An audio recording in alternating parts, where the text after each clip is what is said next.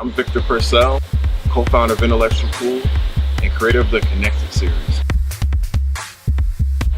In this episode, our connected identity is shown through a chance meeting with artists from Johannesburg, South Africa. It started back months ago before I even knew I was going to make it to South Africa. When I was staying in London, I made a friend, Alicia from Trainers and Candy. She introduced me to her brothers in Berlin, Germany. So one of her brothers, Ben, works for an artist, Robin Rowe. He's based in Berlin, but he's originally from South Africa.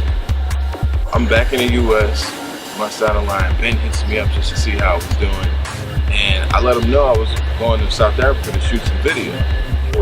He immediately connects me with Daniel of the David Cripp brand of bookstores, art galleries, and they also have a print shop. Daniel's in Cape Town. Daniel connects me with the David Cripp family in Johannesburg because that's where I was stopping first. On my tour of the David Cripp facility, I ended up meeting a couple of young guys who work for David Cripp part-time. And from this tour, I ended up just going to hang out with these guys at their studio, which wasn't too far from where I was at.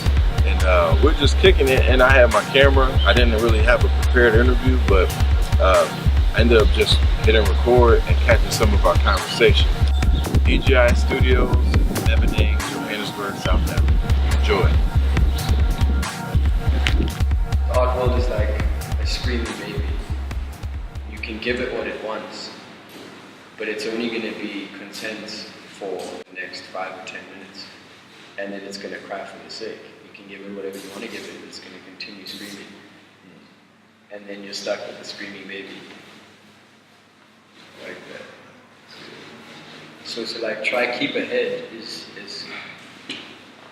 the most anxiety driven thing ever, but I just try to have faith that like me being aware and speaking about what I want to speak about through my work and coming out, like putting forward and being completely honest with my ideologies and how I engage in the world would be enough for people to buy.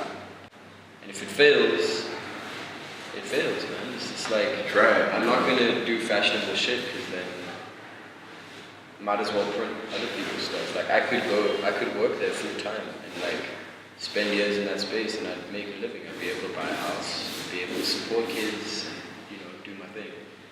And it's great because I'm a princess, so we get princess proofs, which means I have an art collection without buying a collection.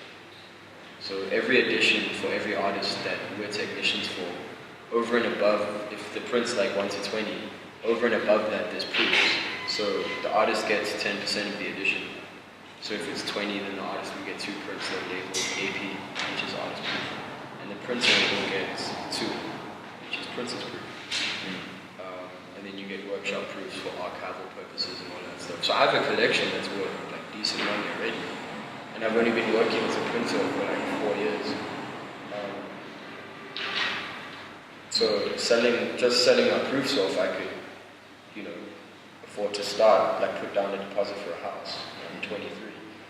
But I don't want to do that shit. So the last amazing collaborative print space was a school in the 80s, and it was, the artists that we highly respect and our print legends that we were lucky enough to meet were fucking younger than us when they were doing this shit. Like this guy was probably like 16 or 17 when he made this work.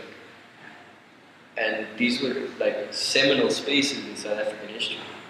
And it's been, the last time that it happened was in the 80s. Like why has it been 30 years? You can't say that there's not important shit to be discussing or important conversations or that print medium's been pushed as far as it can go, because that's not true. There needs to be like a generational gap between legends, people, older than us that were not exposed to them but awake enough to contact them and meet up with them and see like what the real story was. Because history is obviously written by certain people and there's a lot of shit left out. So. And like, also we wanted to collaborate freely with other artists. that we respect without having to, number one, pay for space, and number two, deal with politics of those spaces. So like, for us to collaborate and work on editions with artists of our choosing in space, for instance, would be completely fucked because that space has crazy politics that we don't agree with. And I don't think any of the spaces in this city do. So it was really important to somehow find money to get all of this shit. Yeah, I mean, it's just like... Shit was crazy, man. Like, I think that purse was like 20 G's or some shit. But that's cousin's been... Said rands. Yeah. So like $3,000 US dollars. Yeah, Anas, his cousin, is like, if you guys really want to do this shit, I'm down. If it works, that's fucking dope. Like, we'll be able to pay salaries, you guys can leave and function in a space that's making money as a business. If it doesn't work, you cannot have like, he's like, I don't want excuses. He's like, I won't give you shit, I won't get on your ass, I won't be a dick. I'm investing this money because all I want to see is that you guys put everything you have into the space and work fucking hard. And if you do that and the space doesn't function, dope.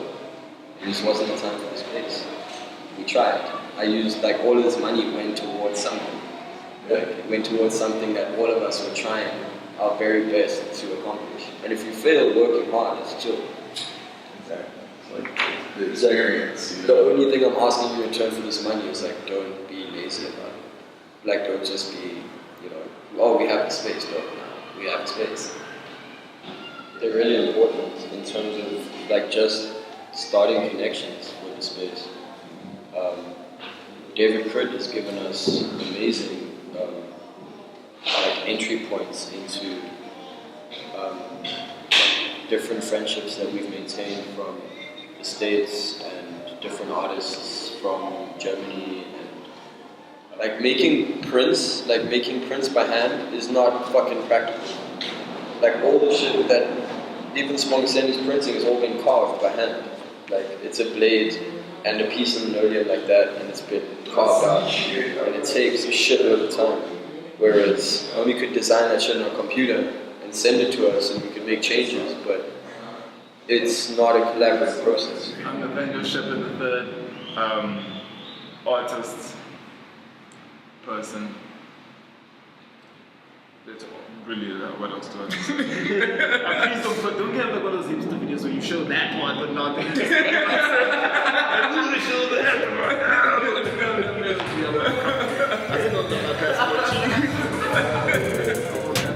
I'm Jack Cordeiro. DGI Studio.